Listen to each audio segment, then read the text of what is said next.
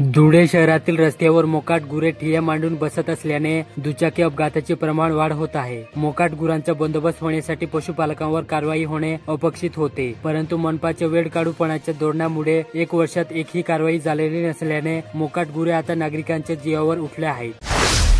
शिंदखेडा तालुक्यातील डांगुर्णे येथे गुरुवारी बेपत्ता 17 वर्षीय कमलेशचा मृतदेह रात्री गावाजवळच्या विहिरीत आढळून आला। शिरपूर तालुक्यातील करवंद परिमंडळ अंतर्गत मौजे मांडळ येथे छत्रपती शिवाजी महाराज महाराजस्व समाधान शिबिर संपन्न झाले। या शिबिरात महसूल विभागाच्या वतीने नागरिकांना विविध प्रमाणपत्राचे वितरण करण्यात आले। शिरपूर तालुक्यात आंतरराष्ट्रीय कृष्ण भावनामृत संघ शिरपूर शाखेच्या वतीने शहरात पहिल्यांदाच हरे कृष्ण हरे रामच्या गजरात श्री जगन्नाथ रथयात्रा महोत्सवाचे आयोजन करण्यात आले। खानदेशातच प्रथमच जगन्नाथ रथयात्रा काढण्यात आल्यामुळे मुंबईसह पुणे, नाशिक, दादर, सातारा आदी भागातून भक्त मोठ्या संख्येने सहभागी झाले होते।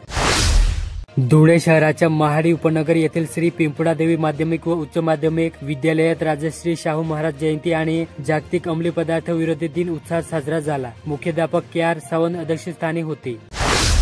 पिंपळनेर येथे न्यायालयीन निकालाच्या मदतीने नगर परिषद इमारत समोरील अतिक्रमण काढून घेण्यासाठी प्रशासनाने भूमिका घेत जेसीबी, ट्रॅक्टर, पोलीस व परिषदेचे कर्मचारी अतिक्रमण काढण्यासाठी सज्ज असता अतिक्रमणधारकांनी स्वतःहून अतिक्रमण काढून घेतले, त्यामुळे नगर परिषदेच्या इमारतीसमोरील जागा मोकळी झाली।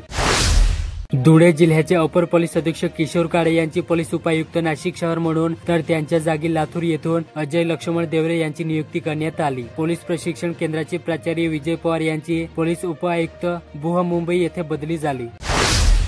धुळे जिल्ह्यात सामाजिक न्यायाचे जनक, लोक कल्याणकारी राजश्री छत्रपती शाहू महाराज यांना त्यांच्या जयंतीनिमित्त सर्वत्र आदरांजली वाहण्यात आली। या निमित्ताने विविध कार्यक्रम, शाळा आणि महाविद्यालयामध्ये विशेष कार्यक्रमाचे आयोजन करण्यात आले। विद्यार्थ्यांनी शाहू महाराजांच्या कार्यावर आधारित व्याख्याने दिली, तसेच त्यांच्या जीवनावर आधारित नाटिका आणि सांस्कृतिक कार्यक्रम सादर केले। धुळे जिल्ह्यात रामचंद्र केशव चितळे माध्यमिक विद्यालयात राजश्री छत्रपती शाहू महाराज जयंती व महाकवी कालिदास जयंती साजरी करण्यात आली। यावेळी प्रमुख अतिथी म्हणून पी.पी. नेरकर, मुख्याध्यापक जे.पी. कुईटे, पर्यवेक्षक के.पी. मांडे, सांस्कृतिक विभाग प्रमुख एम.एस. तेले आणि ज्येष्ठ शिक्षक एस.व्ही. खरे उपस्थित होते।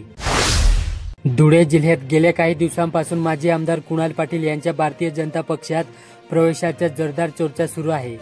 त्यात शुक्रवारी पाटील यांनी पालकमंत्री जयकुमार रावल यांची दोंडाईचे येथे भेट घेऊन चर्चा केली।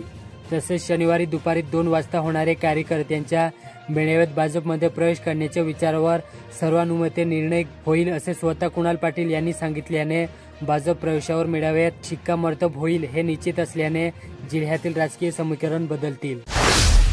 धुळे ग्रामीण मतदारसंघात माजी आमदार कुणाल पाटील व विद्यमान आमदार राम बंधाडे यांच्या अनेक वर्षापासून राजकीय संघर्ष आहे। 2 वर्षापासून पाटील यांच्या प्रवेशावर चर्चा सुरू होती, मात्र आता प्रवेश निश्चित झाल्याने सोशल मीडियावर प्रवेशाआधीच दोन्ही समर्थकांमध्ये वाद सुरू झाले। आगामी जीप निवडणुका व कुणाल पाटील यांच्या भाजपात प्रवेशामुळे भाजपमध्ये आगामी निवडणुकीत माजी आमदार कुणाल पाटील आणि विद्यमान आमदार राम बंधाडे यांच्या गटात वाद उफडून येऊ शकतात।